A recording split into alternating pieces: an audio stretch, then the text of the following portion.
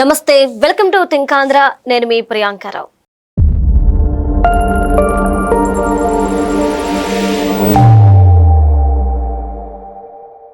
ఈ రోజు సోషల్ మీడియాలో ఒకసారి మనం అబ్జర్వ్ చేసుకుంటే అధ్యక్ష, అంటే ఒక కులాల మధ్య ఒక చిచ్చు పెడతాడు, ఒక మతాల మధ్యలో చిచ్చు పెడతాడు, లేదు అనుకుంటే వర్గ వైషమ్యాలు తీసుకొస్తాడు, లేదు అనుకుంటే ఇంట్లో ఆడవాళ్ళ మీద నోటుకొచ్చినట్టు మాట్లాడే పరిస్థితి.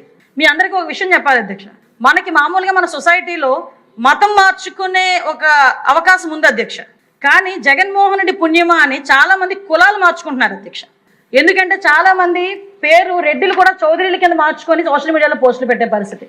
సోషల్ మీడియా మిస్యూజ్ అవుతుంది. అంటే సోషల్ మీడియా నుండి మనం ఎంతో ఇన్ఫర్మేషన్ని గెయిన్ చేసుకోవాలి, కానీ మత ఘర్షణలు రేకొట్టడానికి, లేదంటే పార్టీల మధ్య చిచ్చు పెట్టడానికి, లేదంటే యువత పాడైపోవడానికి, ఇలాంటి వాటికి ఎక్కువగా సోషల్ మీడియాని యూజ్ చేస్తున్నారు. ఈ రోజు ఎందుకు ఈ ప్రస్తావన తీసుకొచ్చాము అంటే, నిన్న శాసన మండలిలో వంగలపూడి అనిత గారు ఒక ప్రస్తావన తీసుకొచ్చారు. వైసీపీ పార్టీకి సంబంధించిన కొంతమంది కార్యకర్తలు అంటే పార్టీ ఆదేశాలతో కమ్మ కాపు అని పేరు మార్చుకొని కమ్మోలు కాపులను తిడుతుంటే కాపులు కమ్మోల్ని తిడుతూ ఈ విధంగా ఒక వాతావరణాన్ని సృష్టిస్తున్నారు, యుద్ధ వాతావరణాన్ని. సో దీన్ని కట్టడి చేయాల్సిన అవసరం ఉంది, దీని మీద చర్యలు తీసుకోండి అంటూ డిప్యూటీ స్పీకర్ గారికి ఆవిడ కంప్లైంట్ చేశారు. మరి దీన్ని ఎలా చూడాలి అంటే, సోషల్ మీడియా నుండి అలానే రాజకీయ పార్టీలు ఏదైనా ఒక అప్డేట్ పెట్టారు అంటే వాటి నుండి ప్రజలు ఒక ఇన్ఫర్మేషన్ ని తీసుకోవాలి, వాళ్ళు అవగాహన పెంచుకోవాల్సింది. కానీ ఈ విధంగా మిస్యూజ్ చేస్తున్నారు అంటే దీన్ని అసలు ఎలా చూడాలి, ఎటుపోతుంది ఈ సోషల్ మీడియా వ్యవహారం? దీనికి సంబంధించి మనతో మాట్లాడడానికి ప్రముఖ పొలిటికల్ అనలిస్ట్ అడుసుమల్లి శ్రీనివాస్ గారు ఉన్నారు. ఆయనతో మాట్లాడదాం. నమస్కారం సార్. నమస్కారం సార్, వంగలపూడి అనిత గారు ఏదైతే చెప్పారో కులాల మధ్య చిచ్చు పెట్టడానికి సోషల్ మీడియాను ఉపయోగించుకుంటున్నారు, పక్కదారి పడుతున్నారు, దీన్ని కంపల్సరీ మనం కట్టడి చేయాల్సిన అవసరం ఉంది, చర్యలు తీసుకోవాలి అని చెప్పేసి ఆవిడ అంటున్నారు. మీరేమంటారు? ఇప్పుడు కట్టడి చేయాలంటే చేయలేరండి. ఇది ఎలా ఉంటుందంటే, కొన్ని విదేశాల్లో ఉంటాయి అకౌంట్లు, నిత్యం విషయం చెబుతూ ఉంటారు. వాళ్ళు ఏం చేయగలరు చెప్పండి? ఇప్పుడు నిత్యం కొంతమంది విదేశాల్లో ఉంటారు, అన్ని పార్టీల్లో ఉన్నారు. కొంచెం వికృతంగా ఇప్పుడు సాధారణంగా ఒక పార్టీని బట్టి ఆ సంస్కారం అది ఉంటుంది. ఒక పార్టీలో ఆవేశపరులు ఉంటారు, యూత్ ఉంటారు. వైసీపీకి వాళ్ళ సోషల్ మీడియా అనేటువంటిది కుళ్ళిపోయింది, అది వికృతంగా ఉంటుంది, చాలా దుర్మార్గమైన భాష మాట్లాడతారు.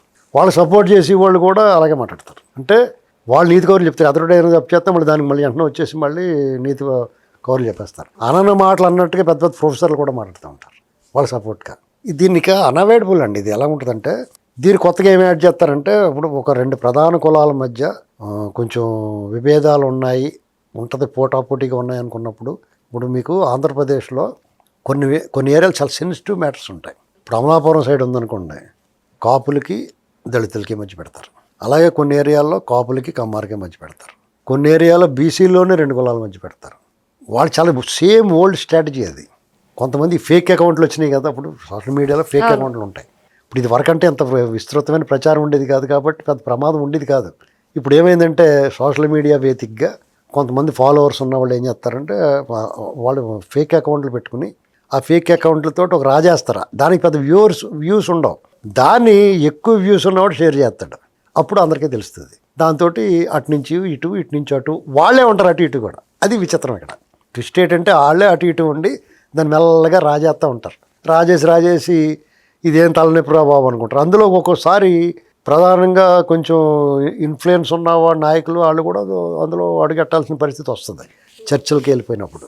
ఇలాంటివి జరుగుతూ ఉంటాయి. సాధారణంగా అనేక అంశాలు జరుగుతున్నాయి. ఇప్పుడు పాస్టర్ ప్రవీణ్ గారు చనిపోయాడు కదా, దాన్ని ఎంత ఫ్లేరప్ చేయడం, కానీ నిజం ఒకటి ఉంటుంది కదా, ఆ నిజంతో దాన్ని నీళ్ళు ఆర్పేసింది.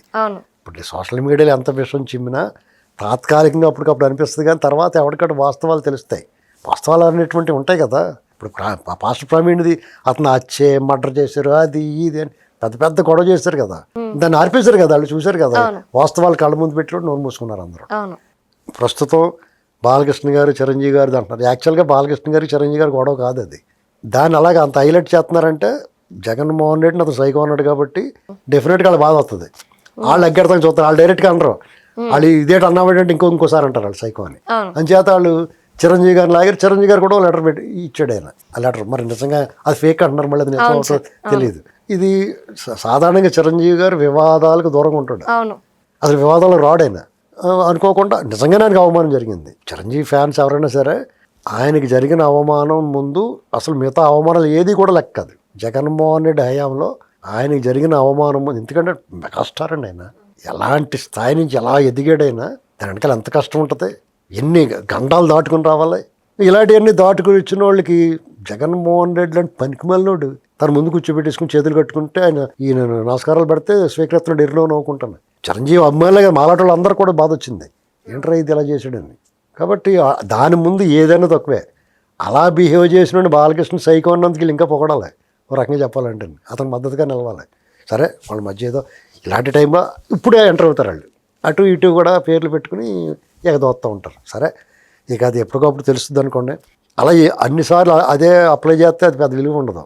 అనేక సార్లు ఇలాంటి గొడవలు వచ్చినాయి, సమస్య పోయినాయి, అందరూ అన్నట్లు హీరోలు అందరూ ఒకటైపోయారు, మేము అందరూ ఒకటేరా బాబు మీరేం మాట్లాడుకోకుండా అన్నారు. ఇవన్నీ ఈ సేమ్ ఓల్డ్ ట్రిక్లు ఏం పనిచేయండి. ఎవరికైనా సరే ముడ్డి గాలిన తర్వాత చాప కింద నీళ్ళు వచ్చిన తర్వాత ఏం పట్ట ఎవరికాడి ఇండివిజువల్గా మొన్న జరిగింది 1924 వరకు జరిగింది చూసిన తర్వాత కులం మతం ప్రాంతం ఏమి ఉండదండి, దోలు తీరిపోయింది అందరికీ.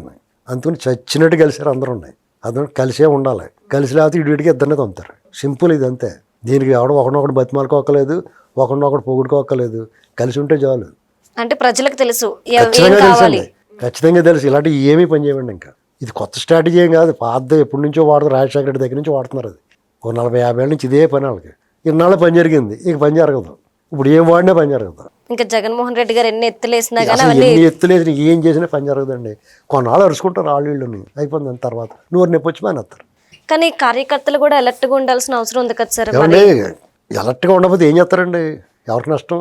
అంటే గ్రౌండ్ లెవెల్లో మీకు పాములు ఉన్నాయి, తేళ్ళు ఉన్నాయి, చూసుకుని వెళ్ళండి రా అన్నప్పుడు చూసుకుని వెళ్ళకపోతే ఎవరికి నష్టం?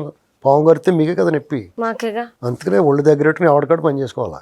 దీంట్లో ఊరికే ఎవరు రెచ్చగొట్టారంటే రెచ్చపోకూడదు. ఎవడనో మాట అంటే పడ్డవాడు ఎప్పుడు చెడ్డవాడు కాదు, అది పట్టుకోవాలి. పదే అవమానిస్తున్నారు, అసలు దాని వెనకాల ఏముందో చూసుకోవాలి. ఇప్పుడు జగన్మోహన్ రెడ్డి ప్రభుత్వం, కూటమి ప్రభుత్వం, ఎవరికి ఎంత గౌరవం ఇచ్చారు, ఎవరిని మర్యాదగా చూస్తారు, అది చూసుకుంటే సింపుల్ అంతే.